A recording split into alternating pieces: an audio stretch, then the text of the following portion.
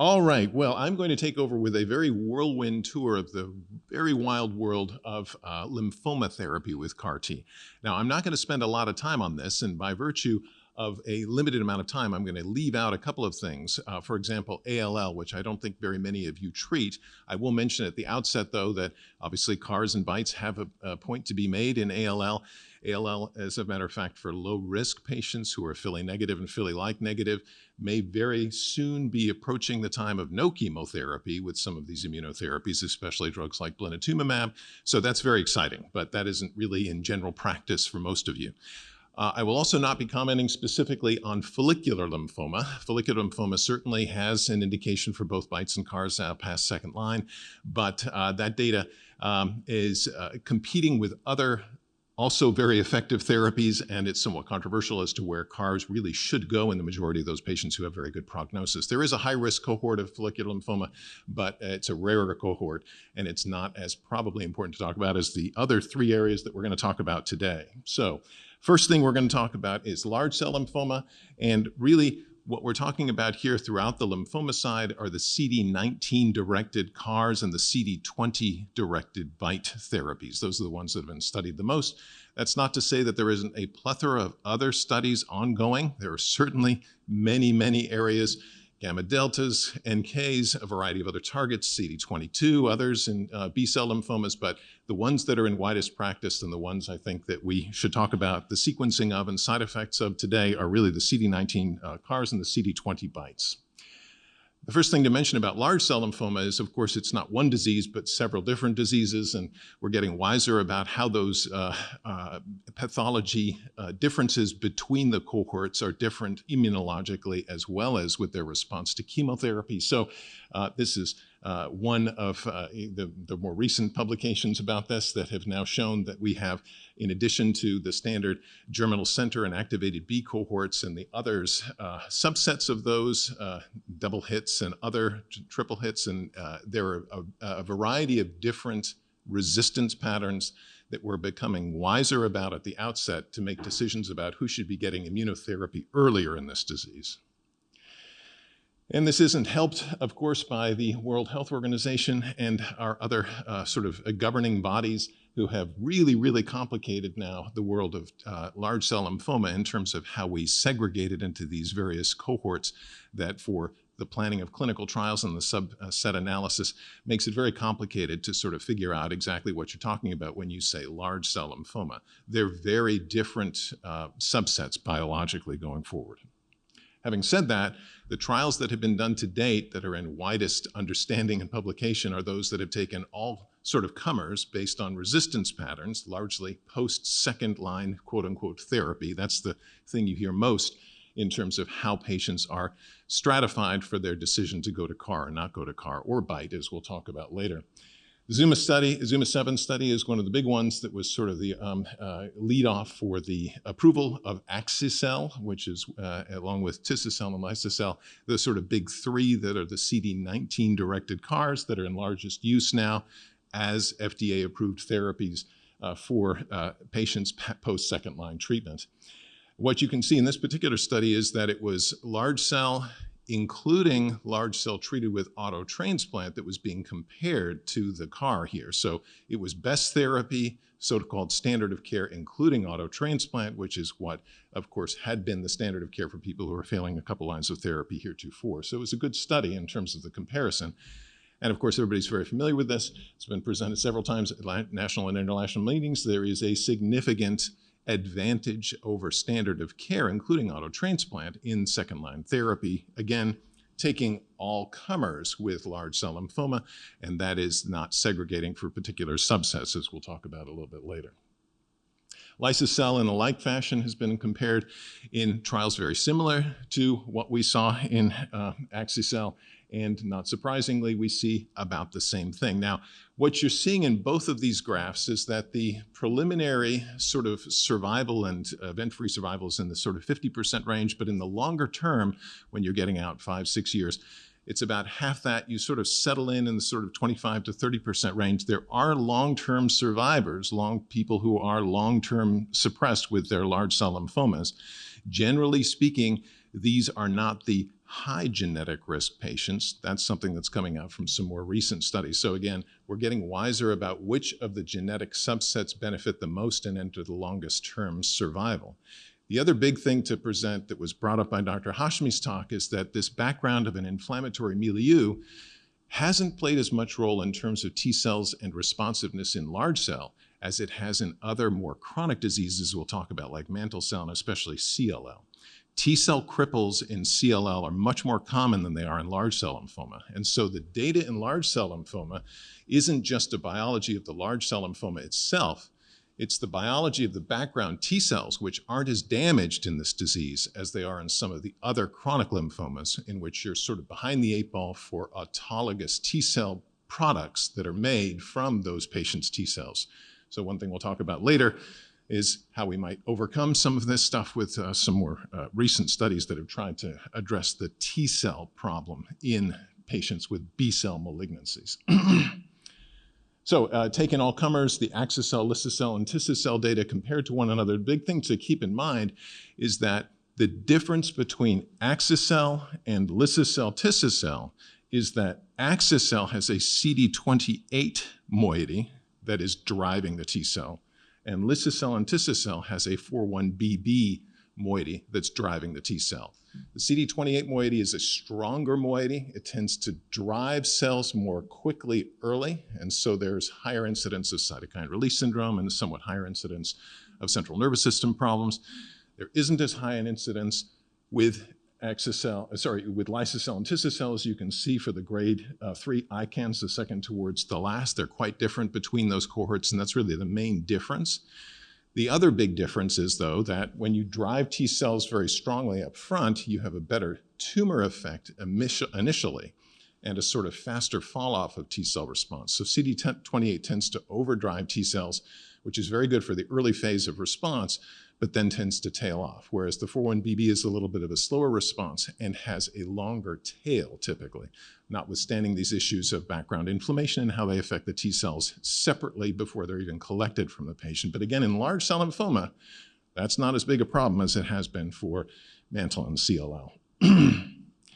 Obviously, third-line data isn't as good as second-line data, but there are still patients who can respond and respond long-term, even in the third line. So the data in the third line doesn't look quite as good as those curves as before, but interestingly, the long-term data, that sort of cohort that's in the sort of 30% range, is about the same in the third line as it is in the second line.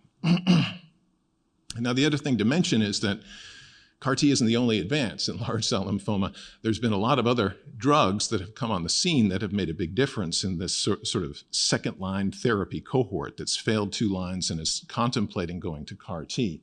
So the combination of polatuzumab, bendamustine, Rituxan has been very successful, as has tafasitamab and lenalidomide, selinexor, and loncastine, tesirine. These are all things that are very viable, especially if you've got that kind of large cell lymphoma patient that's advancing too quickly to wait the 3 to 4 weeks to get to a CAR-T, because remember, there's a manufacturing wait, and the wait is often a killer for some of these patients who are active very, very quickly and have very fulminant disease. So keep in mind that CAR and immunotherapies in general are not the only thing in that third line setting that you can consider. And there's still autologous transplant, although certainly if you have a not otherwise encumbered patient, CAR is probably superior, as we've seen in both the studies that have been the preliminary studies and subsequent studies, to auto transplant in that setting. Now, obviously, there is also BiTE therapy, of which Epcor and glofitamab are the 2 sort of approved agents. And BiTE therapy is getting more crowded as well. There are, in addition to the approved agents, a couple more in clinical trials in various range. And this, remember, is BiTE meaning bicistronic binding to the T cell receptor and whatever your other target is. In this case, in lymphoma, it's largely CD20-directed BiTEs. The Epcor NHL-1 study was the index study for epcoritamab, and it was given really until unacceptable toxicity or progressive disease, as opposed to the index glofitamab trial, which was more of a limited trial, as we'll talk about in a subsequent slide. So Epcor can be very successful in terms of control of disease up front. I, like Dr. Hashmi, I'm not going to belabor the point of the specific numbers here. They're there for you to review, but I think the important point is, as he pointed out in myeloma, the sequencing of BiTEs and CARs is important in large cell lymphoma as it is in myeloma. And typically, you like to do it ahead of time and not after the fact. Obviously, there are different targets, CD19, 20, but there are effects on the lymphocytes that do cause some degree of exhaustion, and that can often alter the relative response. It's better to do BiTEs before CARs in general in lymphoma than CARs before BiTEs. Now, there's obviously combination therapies that are ongoing in clinical trial, and those are not really ready for prime time to present right now. The adverse reactions, as you can see, the second one down is the one to really pay attention to here, neutropenia and prolonged neutropenia in some patients. So this drug, more than glofitamab actually, gives rise to longer-term neutropenia. Now, part of that from this trial was the fact that it was given forever. So it was given until either intolerability, part of which was sustained neutropenia, and or progressive disease. Now, the glofitamab phase 2 trial, which got its indication, was done a little bit differently because it was a fixed duration up to about 12 cycles, 8.3 months. And obviously, it was the same sort of endpoints that they were looking for, but it was self-limited as opposed to continuous therapy. And what you can see is that, first of all, the curves are very similar between the two. But one thing to point out that if you had prior CAR T, as you'll see, your response rates were far inferior to not getting a CAR T before you got this. And this sort of gets to that point of the staging of how you use these in one versus the other. It's better to go one way than it is the other in terms of how you sequence these for the patients who need further therapy. And so there were certainly adverse reactions in the glofitamab, but when given for a proscribed period of time, the relative side effect spectrum was all manageable, and there weren't severe secondary side effects that precluded therapy in most patients. And as you can see, the grade 3 and grade 4 toxicities were low, 3%, 1% as a group. Okay, so we're going to talk a little bit about mantle cell lymphoma. And the first thing to point out about mantle cell is, of course, that, like large cell lymphoma, is not one disease, but several diseases. There's very indolent mantle cell lymphoma that festers on like CLL for years and doesn't require therapy. Ki-67, as well as other genetic scoring, has been very helpful to pick out the aggressive mantle cell lymphomas, including the blastoid mantle cell. And factors to identify high-risk patients from the MIPI score and the Ki-67 have helped to segregate these patients better. And therefore, just like in large cell lymphoma, we talk about the sort of second-line agents in mantle cell lymphoma that's failed a couple lines of therapy. So it's a very similar cohort, the aggressive mantle cells, to the large cells that we're really thinking about when thinking about immunotherapy for mantle cell lymphoma. And so frontline therapy in mantle cell lymphoma is very dependent now on the presence or absence of P53 mutation. And I have to pause here to mention that it's extremely important to remember that the hematology community has not done a very good job in doing proper molecular stratification of what P53 risk truly is. P53 really only matters in both solid and liquid tumors when both copies of P53 have been mutated or deleted. Currently, when we do assays for the quote-unquote presence of a P53 mutation, it just tells us whether there's any P53 mutation. That's true in the lymphoma leukemia side, it's true in the solid tumor side, but that isn't really the high risk. The high risk is when they're both out. Now, to actually get that, whether one's mutated and one's deleted and so on, you really have to sequence it to get it. But that muddiness of the data has been clouding many of these trials because some single deleted P53s don't have a biology that's so bad compared to others. And therefore, they cloud the question of really whether you've got a truly high-risk cohort when you're doing some of these comparisons. So I raise that as a caveat for your understanding of reading the literature.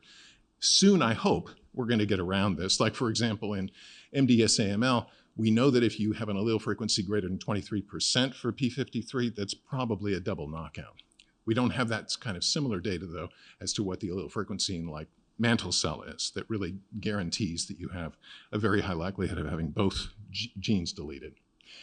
Now, as everybody knows, there had been a very strong push in mantle cell lymphoma to consider autologous transplant as second-line therapy for this disease. But as of ASH last year, and the data that came from the Triangle trial, it's very clear that second-line therapy with autologous transplant probably isn't, in the age of BTK inhibitors, the right thing to do, even for younger patients with aggressive disease. And so this very important slide from the ASH educational guidelines is really a game changer in terms of how we think of auto transplant in this disease. And what's now coming to the fore instead of auto transplant for those patients? Well, largely for those same cohorts that are at high risk, it's going to be immunotherapy of the types we've talked about for large cell lymphoma. But before going there, I want to mention, just like for large cell, there are other very good, newer competing therapies that have done a very good job with even truly P53 deleted mantle cell lymphoma, like this thing called the BOVIN trial, which is putting zanubrutinib, obinutuzumab, and venetoclax together in patients with treatment-naive P53 mutant mantle cell with a 2-year progression-free survival of 72%, even in the COVID era with the immunosuppressant antistatin, and a 2-year overall survival of 79%. That's as good as CAR in that setting. So there are competing therapies that may do well, at least in the short term, compared to CAR, and are going to need to be compared head-to-head to really make the decision as to whether CAR is the right answer for these heavily pretreated and resistant patients with mantle cell lymphoma. So when considering BiTEs versus CARs, there's several caveats to keep in mind with regard to the pro side of whether you go for a CAR and the pro side whether you go to a BiTE, and the anti side as well. Obviously, bispecific antibodies are off the shelf. They can be given right away. They obviously are less inclined to do CRS for heavily disease-burdened patients than CARs are. They have competitively less short and long-term immunosuppression associated with them than the CARs do, as we'll talk about later in the meeting. They're more outpatient and clinic-based than CARs are in general, although most CAR therapy at most centers now is largely outpatient now as well, except in experimental CARs. The downsides are, of course, really the manufacturing differences. Again, the speed with which you can get patients to therapy.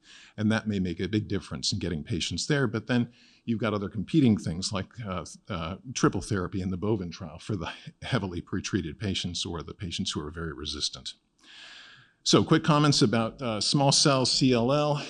This is the cohort, interestingly, that people thought would benefit the most, but interestingly has the most T cell dysfunction associated with it when they get T cells collected prior to CAR therapy. Furthermore, these patients are not a synonymous cohort either. There are different relative biologies within CLL that make them more or less attractive for these various therapies.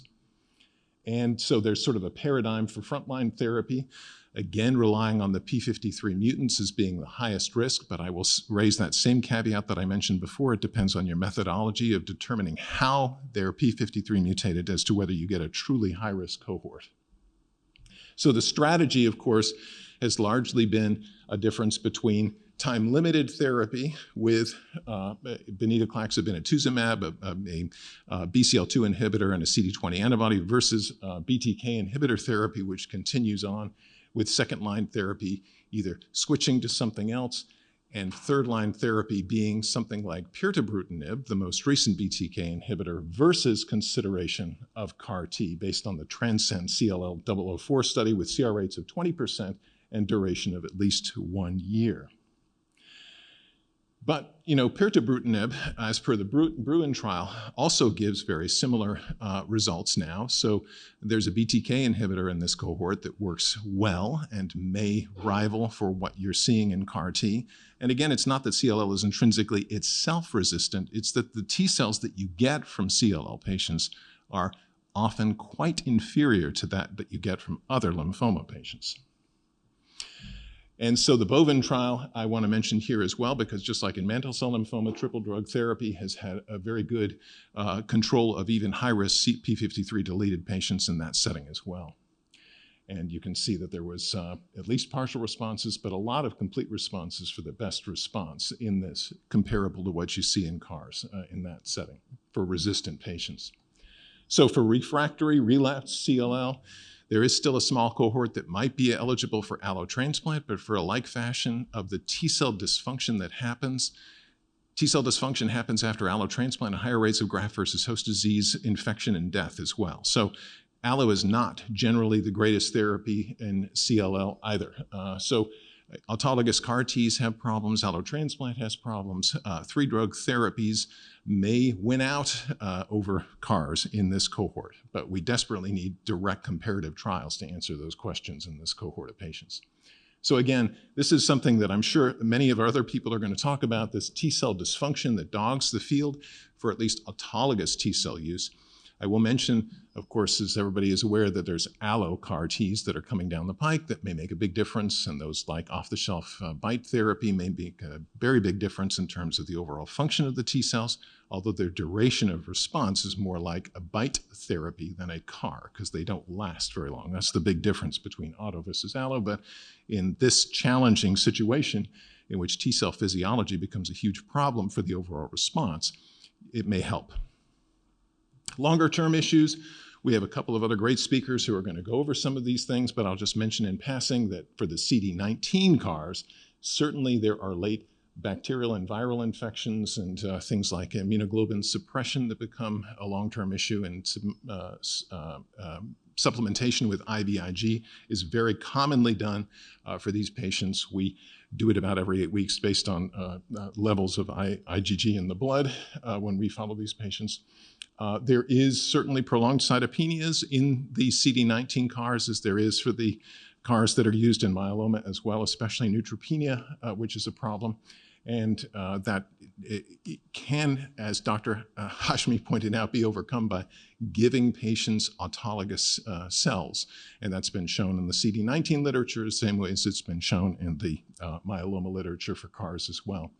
There's also rarer secondary neurologic and other problems that happen after CAR T therapy.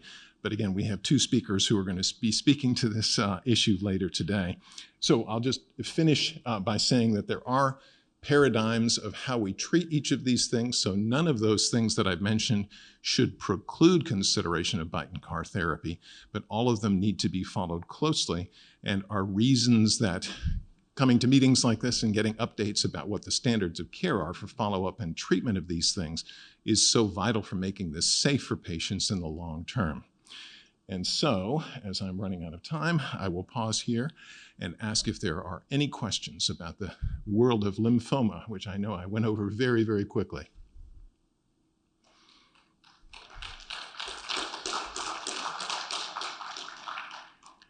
Any questions? Yes, sir. So, question for both of you who talked about CAR T and specific neurotoxicity, and Dr. Hashmi mentioned in the myeloma world there is cranial nerve palsy. What causes that, and is it also seen in the lymphoma world? We definitely see it. As a matter of fact, just last week I had a bilateral cranial nerve 7 from a CD19 CAR that was that lasted. We gave high-dose steroids. We tried to reverse it. He still has some degree of palsy on both sides. We believe it's in direct inflammation, as it is in herpetic infection of the nerve root, which then gets crowded because it's surrounded by the skull.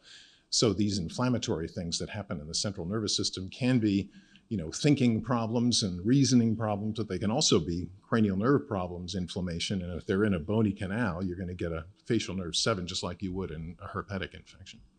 Yeah, something like specific to that particular cranial nerve, that inflammation is focalized and not systemic, not cerebral edema, not whole brain inflammation, and we don't know what specific target it is. Right. I'm not aware of any data to talk about the specific target, and it may not be a specific target. It may just be non-specific inflammation. Again, It's inflammation. I mean, that's why cranial nerve 7 palsies are more common, is because they're in that bony canal. Yeah. And just like in a herpetic infection, which causes generalized inflammation, you don't typically see a cranial nerve 2, 3. You generally see the cranial nerve 7 because it's in that, centimeter of bony canal that can't go anywhere. Oh, thank you. We have been looking at this, and I don't think we have a very good understanding. I do agree with Dr. Emmons here that perhaps cranial 7 is in a small canal. There's inflammation, it gets inflamed, you see Bell's palsy. That is the most common cranial nerve palsy with myeloma CAR. We have seen cranial nerve 5 and 6 as well. I think the bigger question that comes up is there any BCMA expression in the CNS that is actually causing it? So substantia nigra in the brain does have some BCMA expression. And that may be one of the reasons why you end up seeing like a Parkinsonian feature. There is expression of GPRC5D inferior olivary nucleus. That's why perhaps you end up seeing cerebellar toxicity that is irreversible with the GPRC5D CAR T. But how do you explain GBS? How do you explain some of the milder form of Parkinson's in these patients? I do think in general it's inflammation.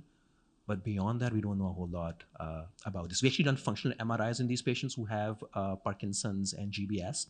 And what we have found is that these patients, when they have rapid CAR expansion, they actually get burnout in the brain. The burnout in the brain in those particular areas that regulate your cognition and your motor activity, it happens very quickly. Once that happened, you can't actually find it on the MRI. So we actually went back on all of the MRIs for our late onset neurotoxicity patients and found that you could actually see that burnout in the brain area in that particular time. You can do scans for once the damage has been done, and you will not find that burnout. So it's high activity burnout of the brain parts and irreversible toxicity after that. Still, we do not fully understand why the cars go there, why the traffic, and why you see this.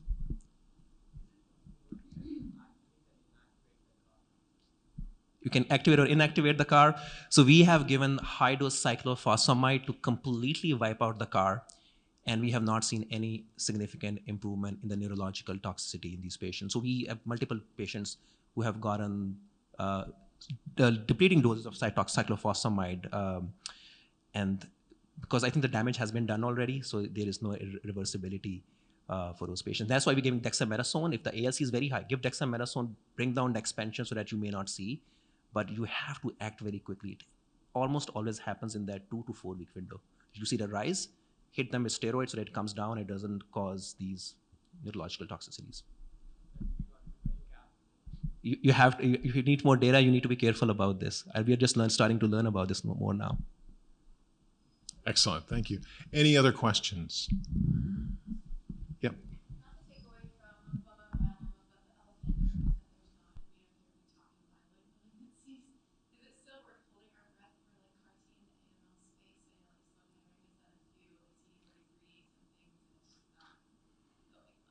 Yeah, we have a gamma delta against CD123 that we're going to try to use as a sort of vaccination kind of approach post-allo transplant to prevent relapse. But you're absolutely right. The myeloid diseases have not succumbed as well to immunotherapy as the lymphoid diseases for reasons that I don't think I can tell you the answer to. I don't know if you have any comments on that, Dr. Hashmi.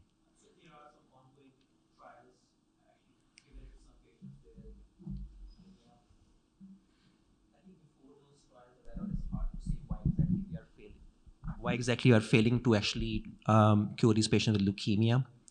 Almost all of the patients that I have seen have required allogenic transplant afterwards because of the aplasia that you see. But you are right in saying that even in the pivotal phase 1 studies, CAR CD123 targeting is not really making a big difference.